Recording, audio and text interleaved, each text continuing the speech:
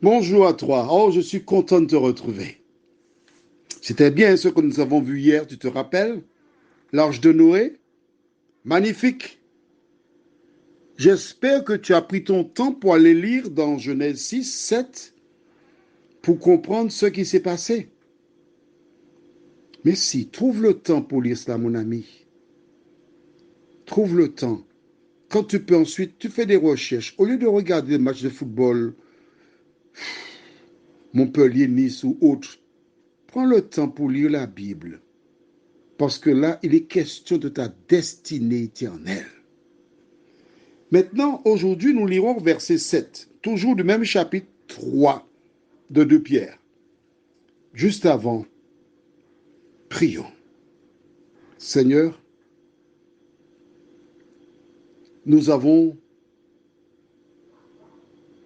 survolé le récit qui relate le déluge. Nous allons encore survoler ce qui arrivera à la fin des temps. Que le Saint-Esprit nous visite, nous éclaire, que nous puissions comprendre pleinement la parole, nous t'en prions, au nom de Jésus et pour ta gloire éternelle. Amen. Juste avant de lire le verset 7, je voudrais te rappeler que lorsque Dieu s'est adressé à Noé, toutes les personnes étaient déjà condamnées à mort. Écoute bien ce que je te dis là. Il a fallu à Noé 120 ans pour construire l'arche.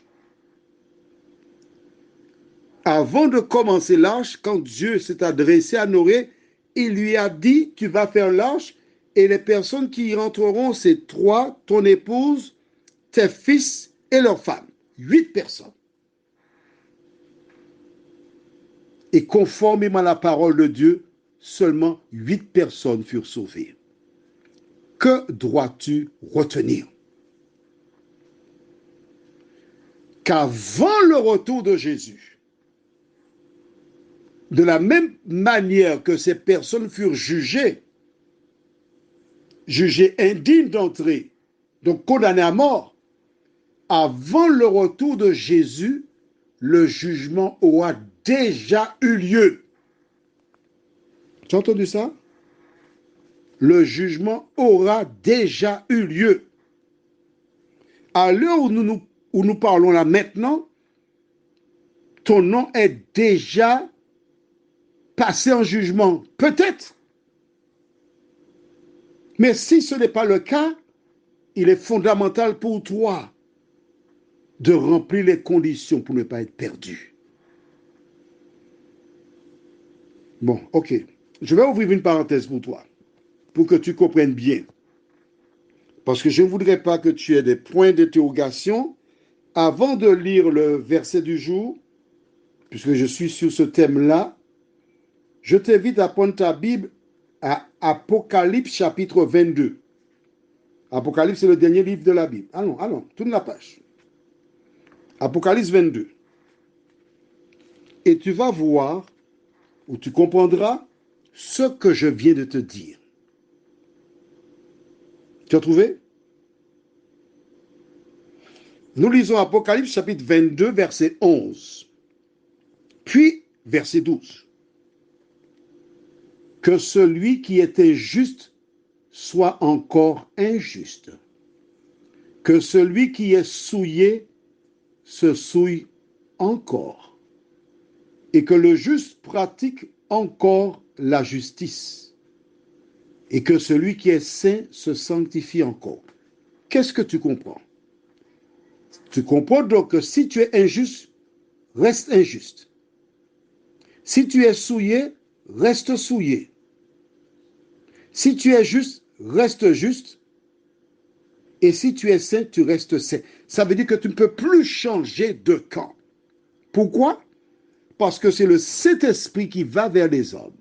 Celui que nous implorons chaque jour avant de commencer l'étude pour les aider à comprendre et accepter Jésus. Si le Saint-Esprit ne vient pas vers toi, tu ne peux pas changer de camp. Donc Dieu va prononcer cette phrase à un moment donné. Et maintenant, nous lisons au verset 12, « Voici, je viens bientôt et ma rétribution est avec moi pour rendre à chacun selon son œuvre. » Ça veut dire que tous les cas sont scellés avant que Jésus ne vienne. Ce serait trop beau, tu imagines. À minuit, tu te réveilles, tu entends un son de trompette, tu regardes, tu vois des anges, Jésus vient. Jésus, pardonne-moi. C'est Dieu, merci, sauve-moi, je suis sauvé. J'ai demandé pardon à Jésus, je suis sauvé. C'est joli, ça. Ah ouais, non papa, non maman. Quand Jésus paraîtra dans le ciel, tu seras déjà jugé. Ton cas sera scellé. Si tu es saint, tu seras sauvé. Mais si tu n'as pas fait la paix avec Jésus, tu seras perdu. Voici pourquoi Jésus m'a envoyé vers toi à travers cet audio. Tu as la possibilité là, en écoutant la parole. Quand j'aurai terminé de t'asseoir, réfléchir sur ta vie, tu te dis, mais effectivement, la vie que je mène là m'emmène nulle part. Ce que j'entends là, ce que je lis, ce que je comprends, c'est pour mon salut.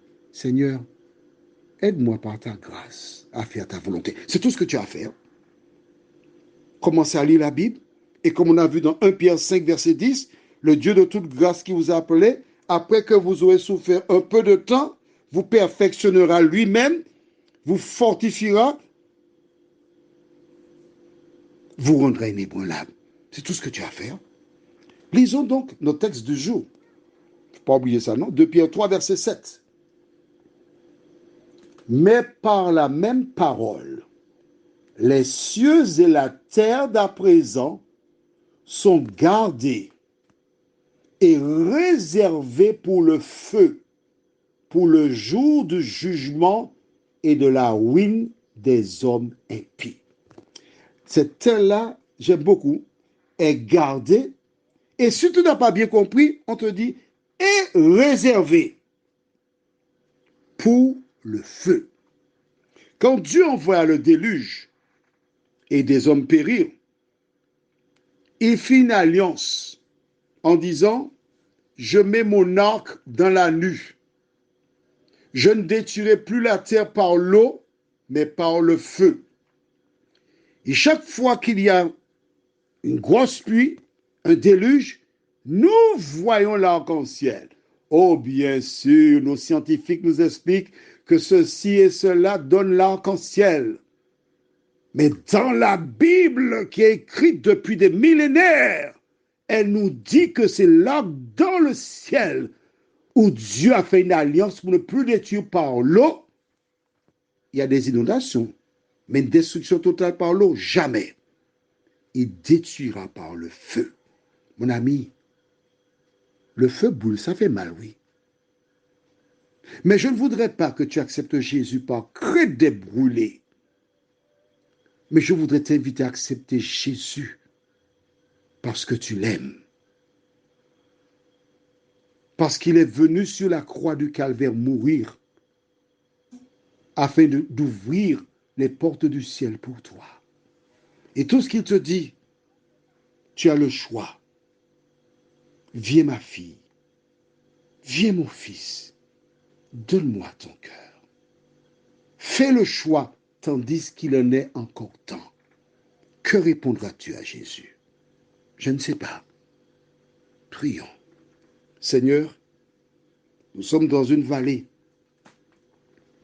et tout nous montre que tu es déjà à la porte. Afin que les hommes choisissent leur camp, tu m'as inspiré afin d'envoyer ces audios aux gens un peu partout dans le monde. Seigneur, nous te remercions pour ta parole. Nous te demandons de nous aider, jour après jour, à non pas écouter les audios, mais prendre le temps pour étudier, prendre le temps pour reconnaître et t'accepter avant qu'il ne soit trop tard. Merci pour ta présence. Merci pour le salut. Merci pour la vie éternelle. Nous t'avons prié au nom de Jésus et pour ta gloire éternelle. Amen. Mon ami, si tu n'acceptes pas Jésus dans ton cœur, tu as de bonnes raisons d'avoir peur.